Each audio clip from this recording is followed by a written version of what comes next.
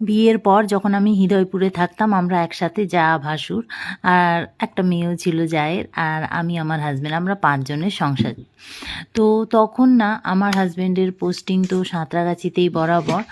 আর তখনও আমাকে না এরকম ভোরবেলা উঠতে হতো। ওর যদি 8টায় এখানে গাড়ি হ্যান্ডওভার নিতে হবে, ওকে হৃদয়পুর থেকে 6টায় বেরোতে হতো। আর 6টায় বেরোতে হতো মানে বুঝতেই পারছো আমাকে কত ভোরে উঠতে হতো, কারণ রান্না টিফিন সব করতে হতো। আর দাদা ভাইও বেরোবে 8টায়, তো ভাবতাম একবারেই রান্নাটা করে নেব সবার। তো সেরকমই জানো তো, বাসি ঘর ঝাড় দিয়ে বাসি জামাটা ছেড়ে, হয়তো স্নান যদি না করতে পারতাম বাসি জামা ছেড়ে তারপরে রান্নাঘরে ঢুকতাম।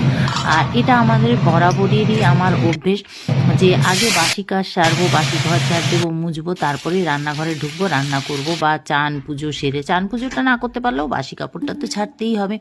তো তখনও ওরকম রুটি তরকারি, মাছের ঝোল, ভাত, মানে সব রকম রান্না আমাকে করে দিতে হতো।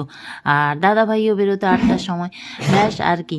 আর আর এইটা আমার না বরাবরের অভ্যেস। যখন স্কুলে পড়তাম তখনও ভোরবেলা উঠে পড়াশোনা করতাম, সেই অভ্যেসটাই রয়ে গেছে এখনও না। 4টে বাজলেই ঘুমটা ভেঙে যায়, এরকম একটা ব্যাপার।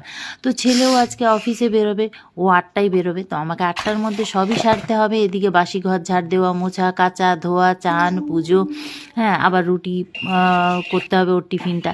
তো এইভাবে না একটা অভ্যেস হয়ে গেছে জান।